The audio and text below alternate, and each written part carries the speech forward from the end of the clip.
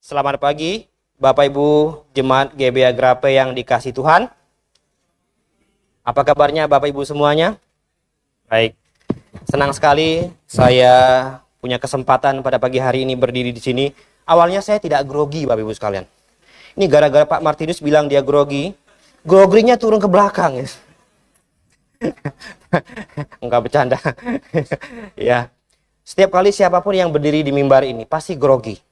Ya, saya pun grogi. Ya, cuma setiap orang punya trik dan cara masing-masing menghilangkan groginya.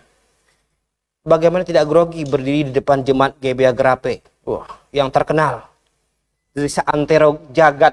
Ya. Baik, Bapak Ibu sekalian yang saya kasih Tuhan, kita akan belajar firman Tuhan.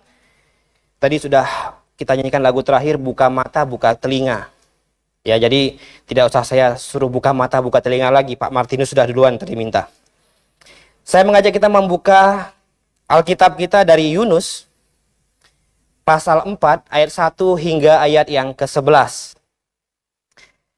Yunus pasal 4 ayat 1 hingga ayat yang ke-11. Kita akan membacanya secara silih berganti. Saya ayat pertama, Bapak Ibu sekalian, saudara-saudari ayat yang kedua hingga ayat yang ke-11. Yunus pasal 4 ayat pertama hingga ayat yang ke-11. Saya akan mulai terlebih dahulu. Judulnya, Yunus belajar menginsafi bahwa Allah mengasihi bangsa-bangsa lain. Tetapi hal itu sangat mengesalkan hati Yunus, lalu marahlah ia.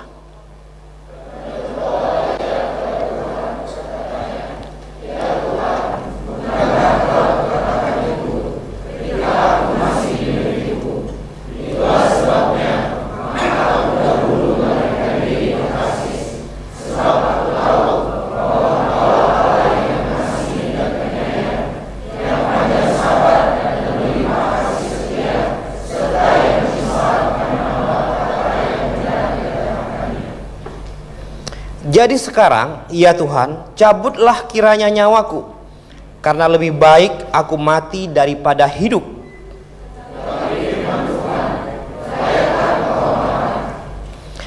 Yunus telah keluar meninggalkan kota itu dan tinggal di sebelah timurnya.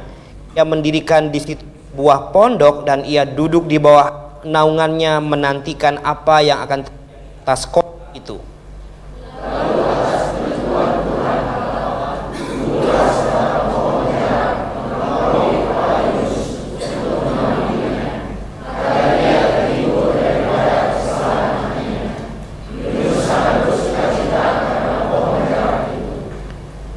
Tetapi keesokan harinya ketika fajar menyingsing, atas penentuan Allah datanglah seekor ulat yang menggerek pohon jarang itu sehingga layu.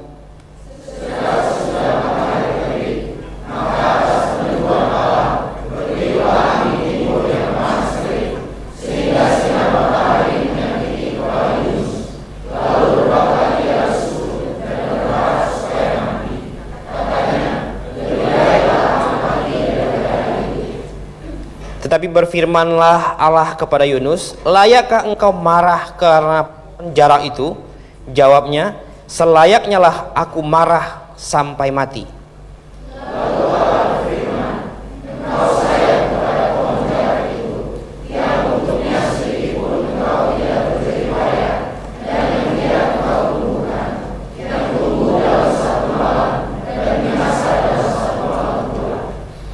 Bagaimana tidak, aku akan sayang kepada Niniwe, kota yang besar itu, yang berpenduduk lebih dari 120.000 orang, yang semuanya tak tahu membedakan tangan kanan dari tangan kiri, dengan ternaknya yang banyak. Mari kita dalam doa. Bapa kami di surga, terima kasih Tuhan, jikalau hari ini Tuhan masih memberikan kami kesempatan. Kami mengucap syukur jikalau kami bisa melewati satu malam yang penuh rahasia bagi kami Tuhan. Kami bisa bangun dengan tubuh yang sehat. Kami juga mengucap syukur ketika kami bangun Tuhan sudah mempersiapkan segala berkat yang siap kami nikmati hari ini. Kami juga mengucap syukur Tuhan, ada sebuah jemaat di mana kami bisa bersekutu bersama, belajar firman-Mu. Tuhan, pimpin sertai aktivitas rohani kami hari ini. Agar pulang dari tempat ini Tuhan, kami belajar, kami dikuatkan, dan kami menerima berkat rohani dari kebenaran firman-Mu. Terima kasih Bapa, kami menyerahkan waktu ini hanya di dalam nama Yesus Kristus Tuhan dan Juru Selamat kami yang hidup. Kami berdoa. Amin. Bapak Ibu sekalian yang dikasihi Tuhan, saya sangat yakin dan percaya kita semua sudah familiar dengan nama Yunus ini. Bukan sebuah kebetulan ada Pak Diaken Yunus juga. Ya. Tetapi kalau ditanya ke Bapak Ibu sekalian, ketika terngiang satu kata Yunus, apa yang Bapak Ibu ingat? Yang paling Bapak Ibu ingat? Saya mau dengar. Apa? Ditelan ikan. Semua jawabannya pasti itu. Ya. Karena satu-satunya manusia yang ditelan ikan ya cuma Yunus. Baik Bapak Ibu sekalian yang dikasihi Tuhan. Tetapi pada pagi hari ini saya mengajak kita melihat kebenaran-kebenaran rohani yang Tuhan sisipkan, yang Tuhan ajarkan kepada kita semua lewat pembacaan firman Tuhan kita tadi. Saya melis ada sekitar 15 poin yang akan saya bahas hari ini. Mukanya sudah berubah. Tapi saya akan bahas 4 poin saja. Sisanya kapan-kapan kalau ketemu.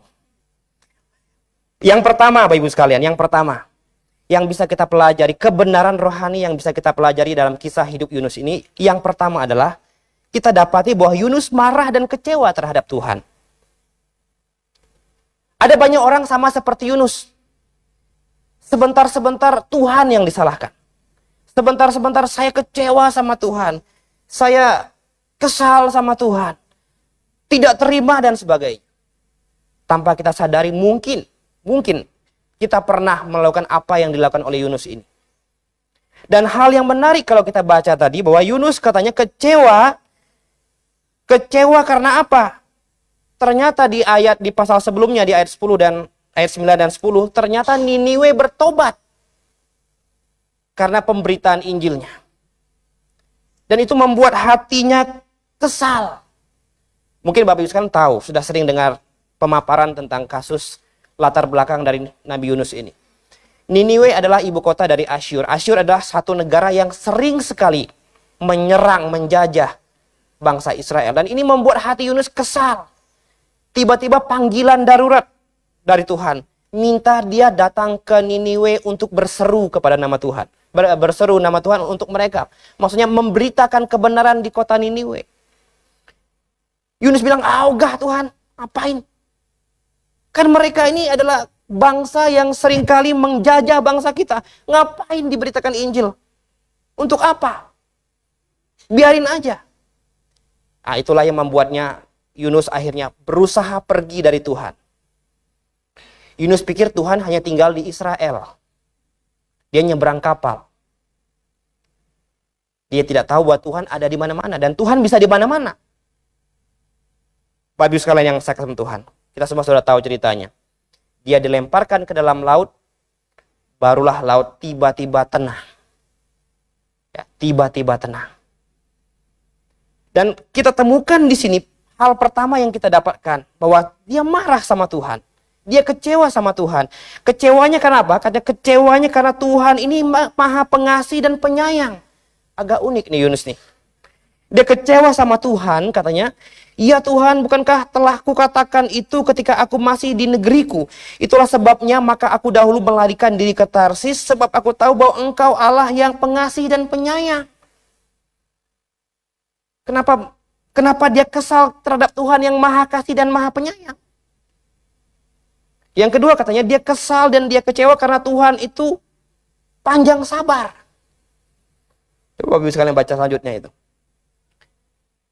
Dan yang lebih dia kecewakan lagi adalah gara-gara orang Niniwe ini bertobat, Tuhan tidak jadi mendatangkan malapetaka. Padahal Yunus udah tunggu-tunggu nih. Tunggu nih kota ini, mudah-mudahan gak ada yang bertobat. Mungkin dia memberitakan Injil juga asal-asalan. Kita nggak tahu. Karena kelihatan Yunus tidak ikhlas untuk datang ke situ. Terbukti dia masih berharap bahwa Tuhan mendatangkan malapetaka atas kota Niniwe ini. Makanya dia akhirnya katanya pergi ke timur dan mendirikan sebuah pondok di situ dan dia menantikan apa yang akan terjadi dengan kota itu. Dia berharap Niniwe ini ditunggang balikan oleh Tuhan. Tetapi ternyata tidak seperti itu. Nah, pelajaran apa yang bisa kita petik dari sini, Bapak Ibu sekalian? Dan hal pertama, ya, kita semua pasti mengalami yang namanya berbagai macam tekanan, permasalahan. Tidak ada manusia yang tidak pernah ada masalah.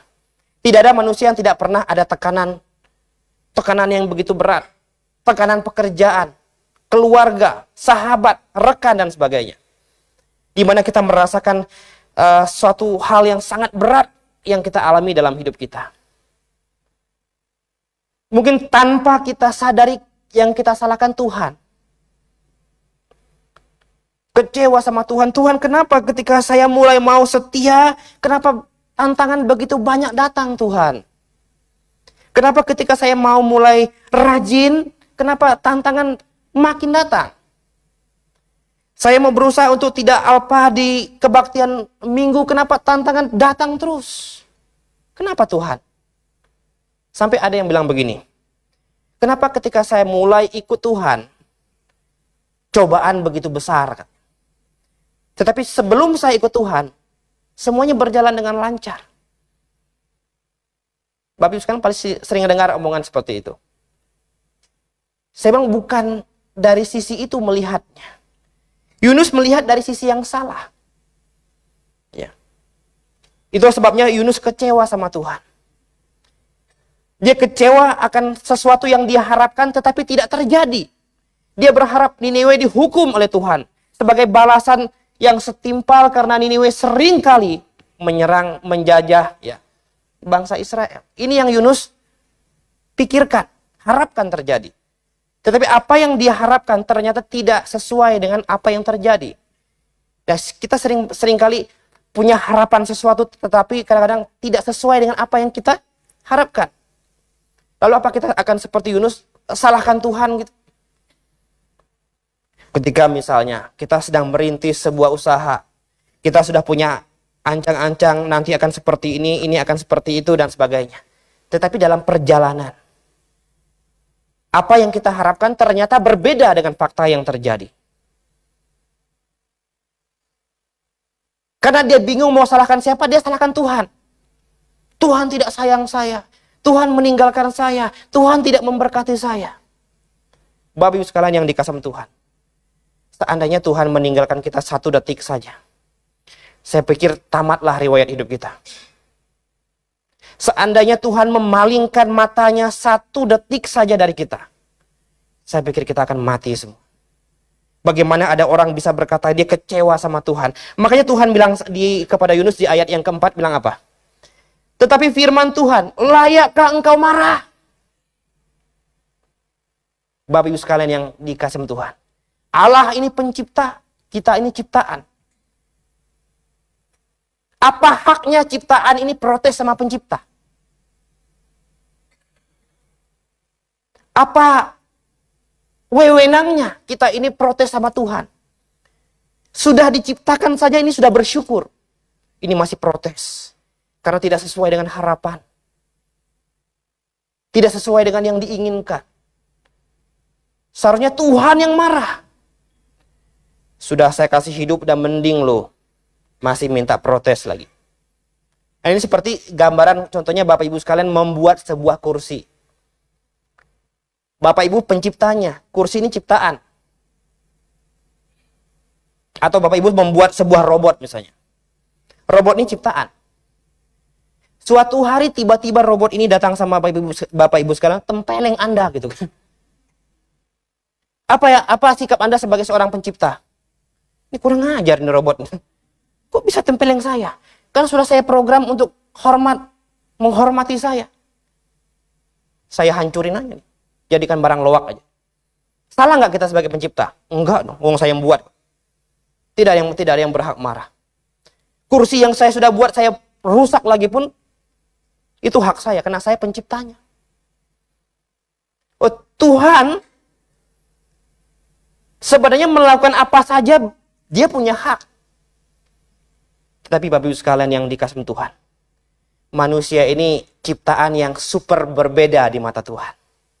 Sebab pada hakikatnya kita diciptakan segambar dan serupa dengan Allah. Itulah sebabnya mengapa manusia diciptakan di hari yang ke-6, bukan di hari yang kedua atau hari yang pertama, atau hari yang ketiga. Coba kalau kita diciptakan di hari yang pertama, mau jadi apa? Belum ada segala-galanya. Tidak ada tempat tinggal, tidak ada bahan makanan, meninggal.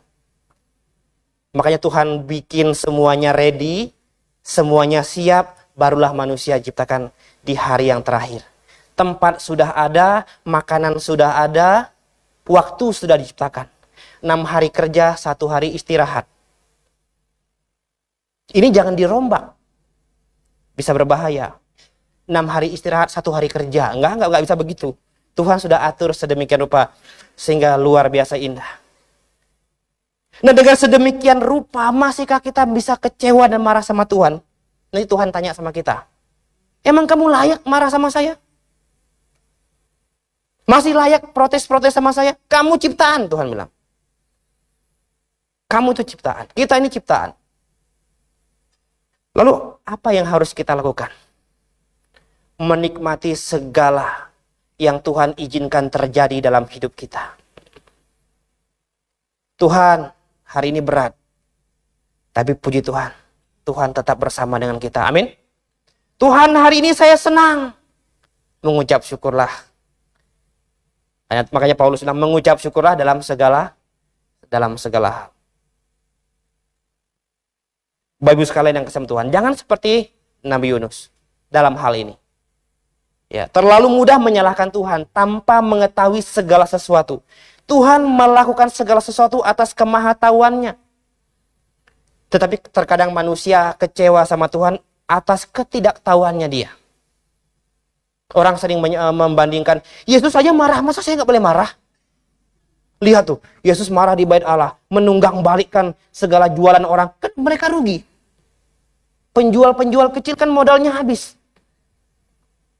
Beda, marah kita sama marah Yesus beda. Yesus marah di dalam kemahatauannya. Kita marah di dalam ketidaktahuan kita. Jelas endingnya berbeda. Itu hal pertama Bapak Ibu sekalian yang kita bisa pelajari dari kisah Yunus ini. Yang kedua, kita tidak usah lama-lama ya. Nanti Bapak Ibu sekalian bosan lihat saya. Yang kedua, kita lihat di ayat 10 dan ayat 11. Kita baca sama-sama kembali ayat 10 dan ayat 11-nya. 1, 2, 3. Lalu Allah berfirman, engkau sayang kepada pohon jarak itu, yang untuknya sedikit pun engkau tidak berjerih payah, dan tidak engkau tumbuhkan, yang tumbuh dalam satu malam pula. Bagaimana tidak aku akan sayang kepada Niniwe, kota yang besar itu, yang berpenduduk lebih dari 120.000 orang, yang semuanya tak tahu membedakan tangan kanan dan dari tangan kiri, dengan ternaknya yang banyak. Nah, hal kedua yang bisa kita pelajari dari cerita atau kisah hidup Yunus ini, yang menjadi pelajaran rohani bagi kita semua adalah bahwa Tuhan ingin mengajarkan Yunus arti dari kasih Allah yang sejati. Manusia semua tahu yang namanya kasih sayang. Ya. Dan kita paling mudah mengasihi orang yang mengasihi kita. Betul nggak? Betul. Pasti betul. Tetapi akan menjadi sulit kalau kita diminta untuk mengasihi orang yang tidak menyukai kita. Atau yang seringkali berusaha ingin menjatuhkan kita. Tetapi kita diminta untuk mengasihi. Nah, Tuhan ingin mengajarkan Yunus apa itu kasih Allah yang sejati. Tuhan tahu Niniwe ini jahat. Makanya kalau kita lihat di pasal 3 itu ya. Di pasal 1 juga ada ya. Jadi kejahatan Tuhan di pasal 1 ayat-ayat yang ini.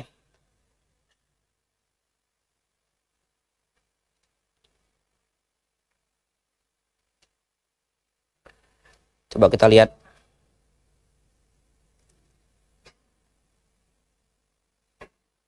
Mungkin pasal 3 ya.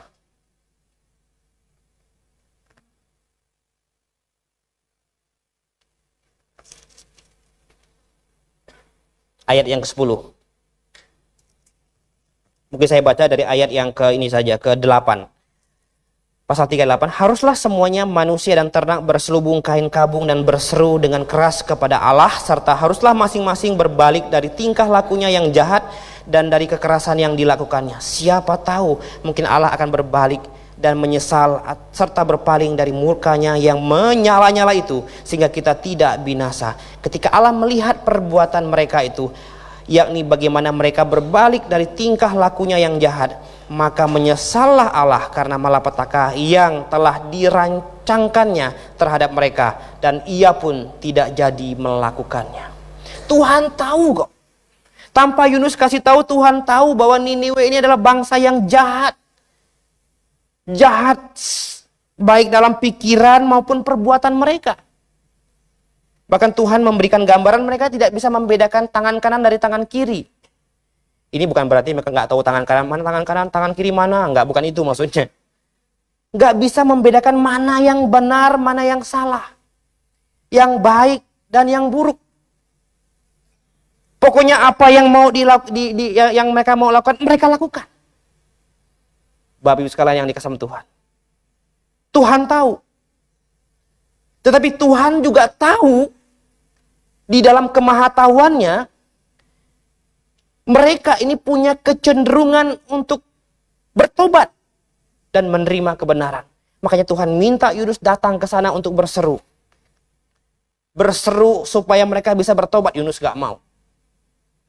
Yunus menolak. Tuhan hukum dia. Dan ini panggilan yang kedua. Akhirnya dia pergi. Dan benar, ketika Yunus berseru di pasal 3 itu, ternyata dari raja sampai dengan rakyat jelatanya, sampai binatang pun dipaksa untuk berpuasa. Bapak Ibu sekalian, coba Bapak Ibu baca itu.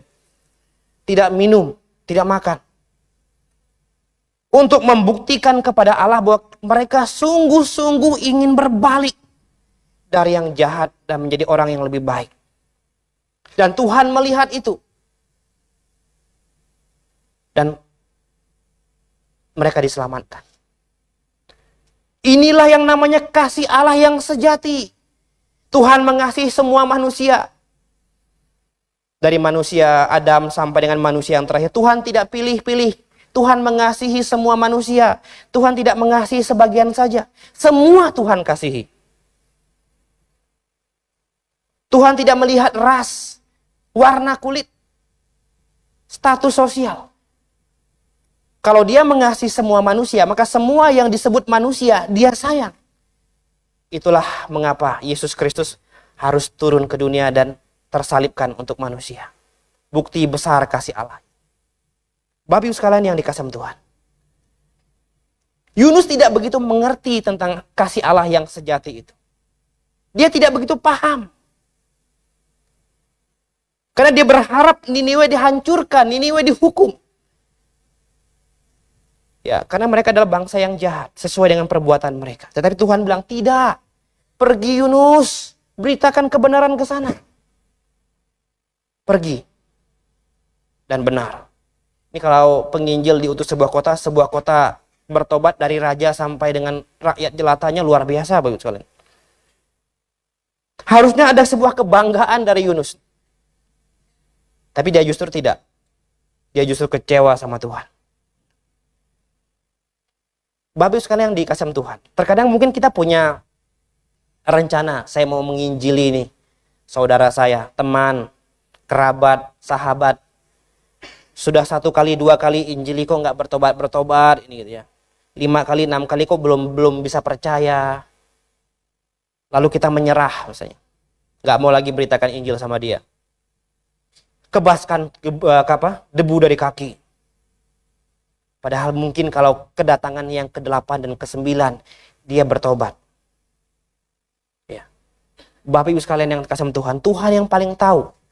Yang menjadi tugas kita adalah melakukan apa yang sudah Tuhan tugaskan. Seperti yang Jemaat Grape hari ini laksanakan. Seminar, blog kelas, banyak tenaga upaya, doa, uang yang keluar.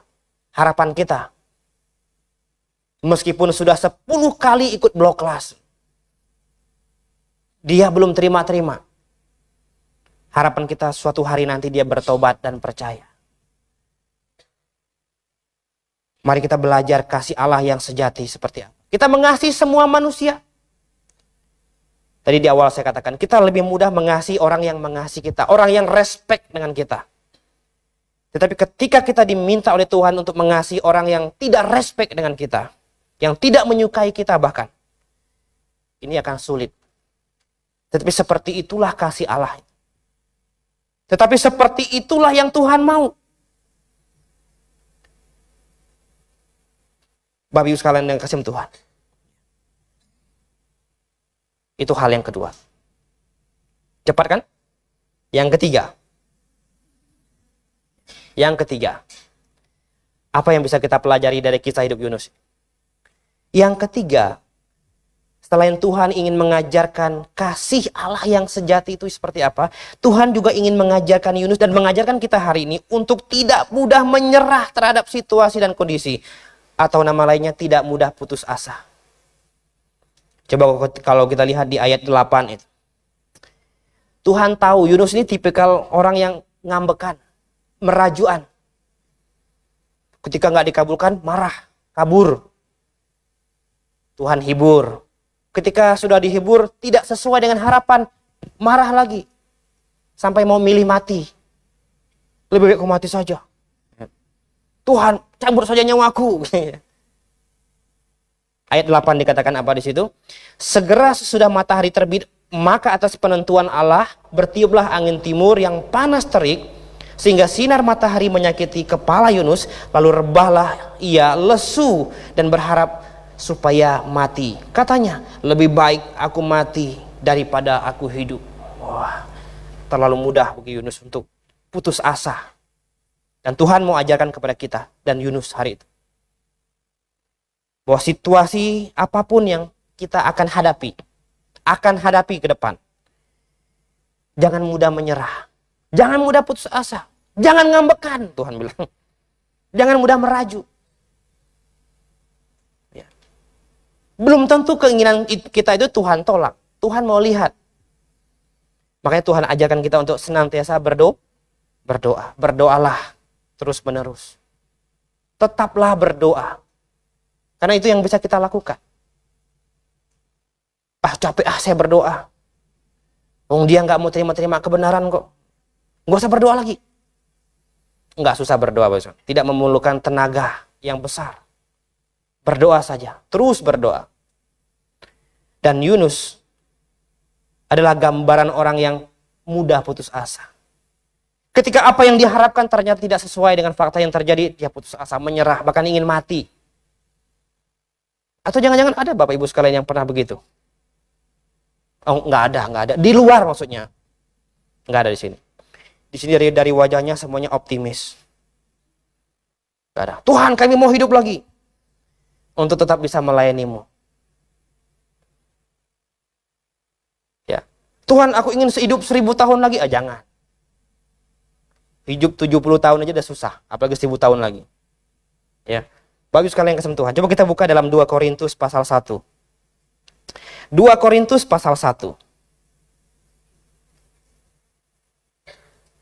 Ayat yang ke-8 dan 9. Kita baca sama-sama. Ayat 8 dan ayat 9.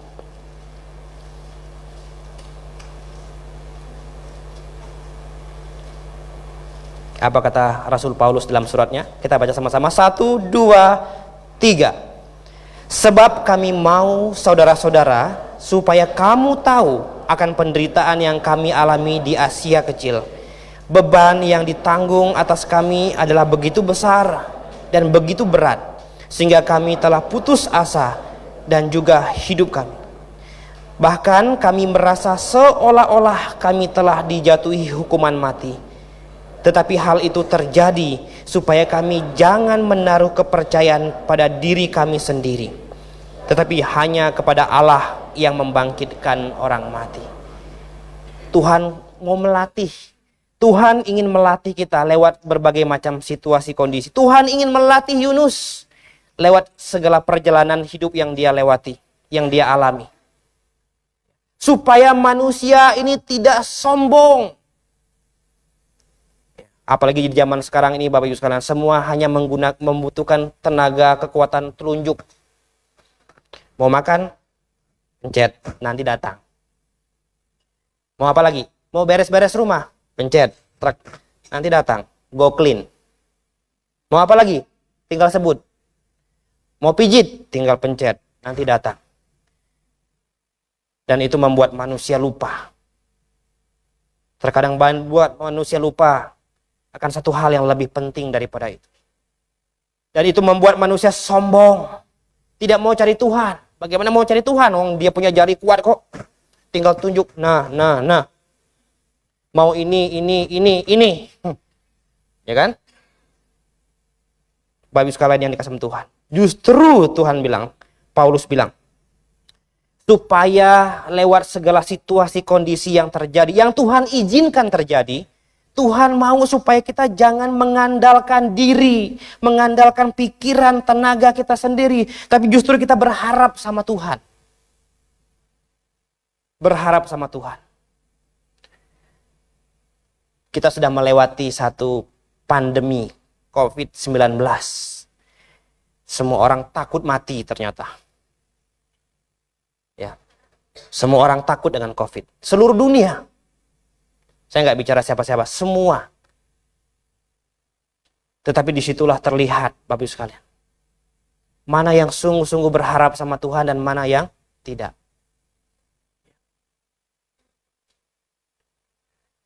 Ketakutan, boleh nggak kita takut?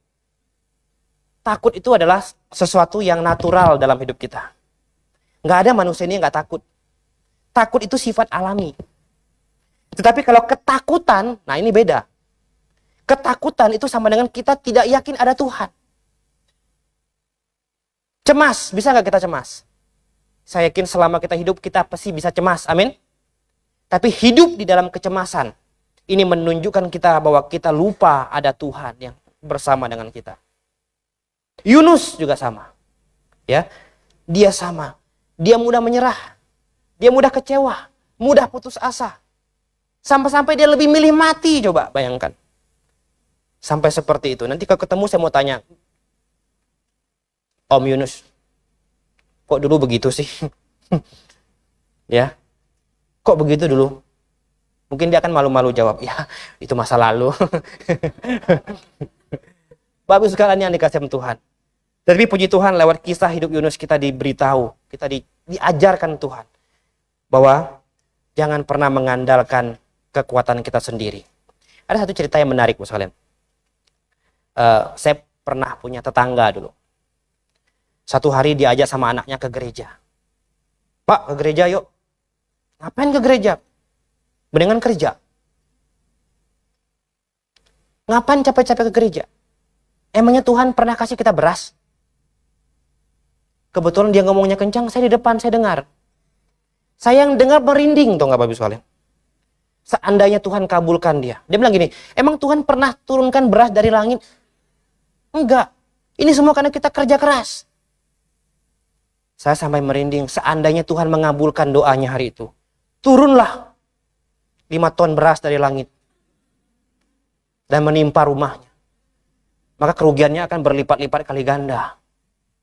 5 ton dari langit jatuh ke rumahnya, kan hancur rumahnya Bapak Ibu sekalian. Emang Tuhan pernah turunkan uang dari langit?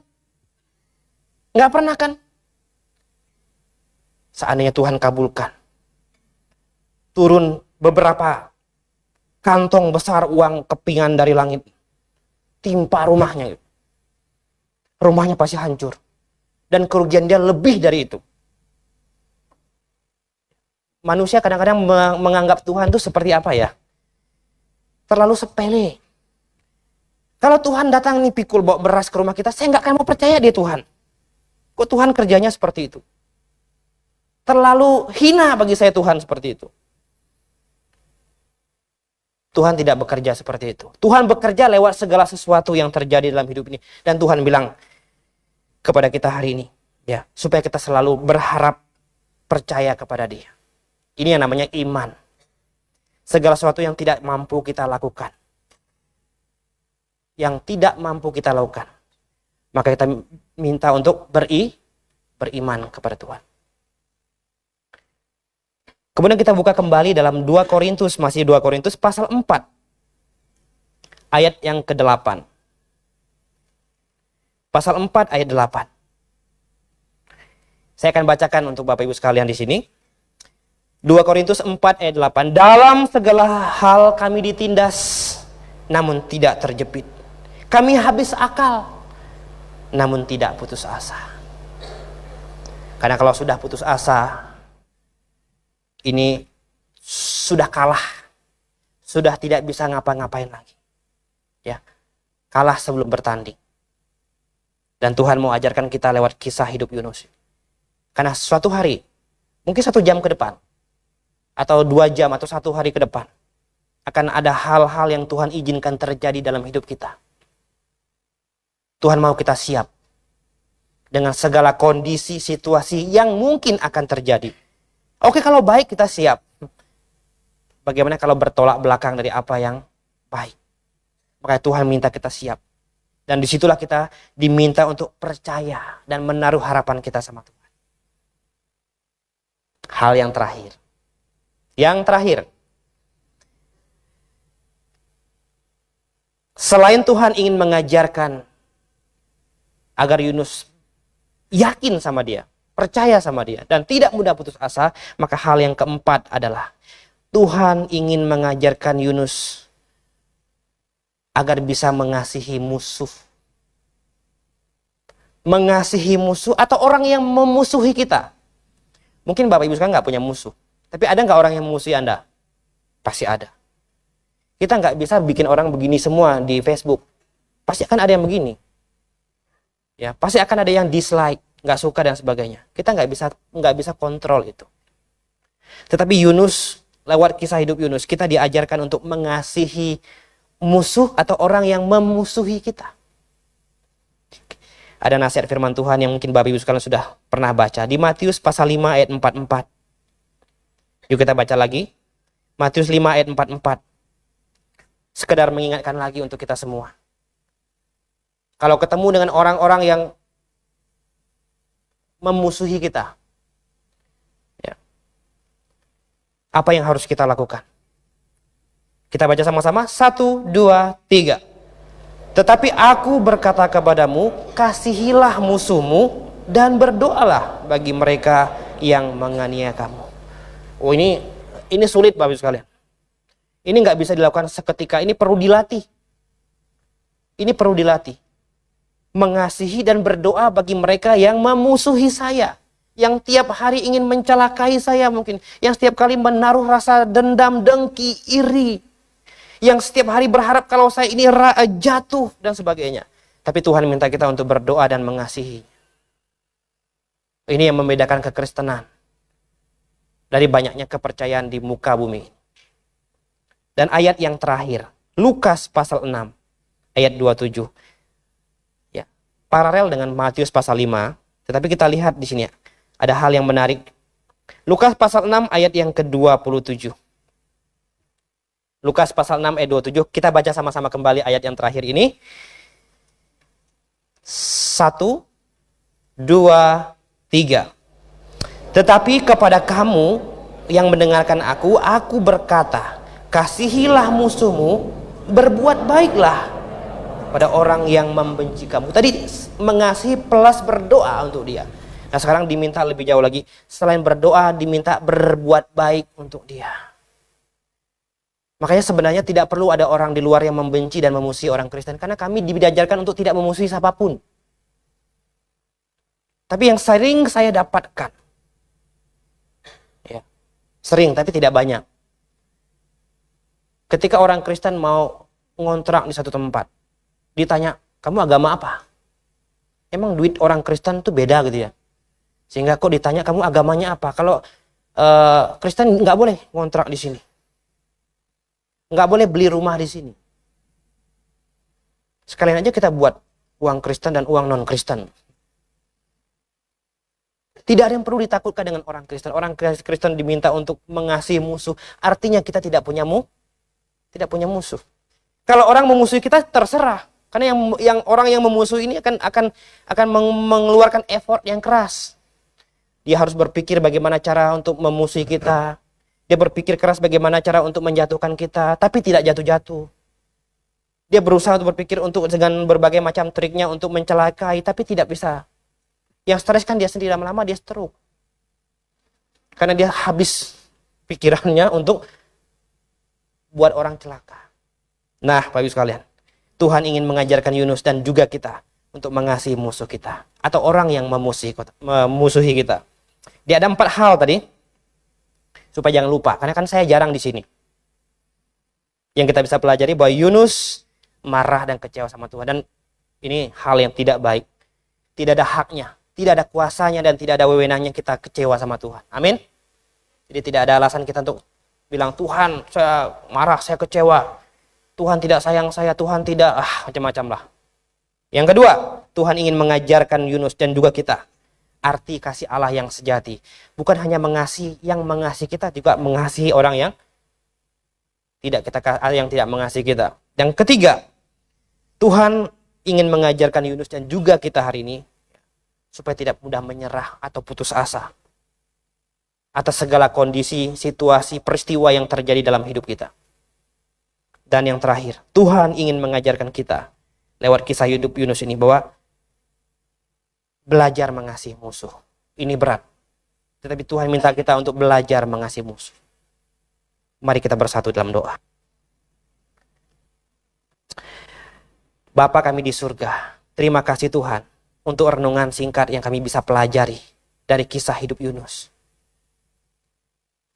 Kami sangat mengucap syukur jikalau kami bisa diingatkan kembali, dinasehati kembali, dikuatkan kembali, bahkan diajarkan kembali hal-hal yang benar yang Tuhan sudah sisipkan, yang sudah Tuhan tuliskan lewat hidup Yunus yang barusan kami renungkan bersama-sama. Terima kasih Tuhan, Engkau yang memberkati Jemaat Grape, setiap pekerjaan, pergumulan, rencana-rencana ke depan, baik rencana secara berjemaat, baik rencana secara pribadi. Tuhanlah kiranya yang menjawab semua rencana yang sesuai dengan kehendak Tuhan. Kami juga berdoa Tuhan untuk setiap gembala, baik Gembala Swentoliau, Gembala Stephen, Gembala Andrew, dan para istri yang mendampingi, para diaken, dan seluruh anggota jemaat GBI Grape Tuhan yang kiranya memberikan kekuatan, hikmat, bahkan kebijaksanaan. Terima kasih Bapa. Kami mengakhiri pembelajaran firman kami dan mengucap syukur. Di dalam nama Yesus Kristus kami berdoa. Amin.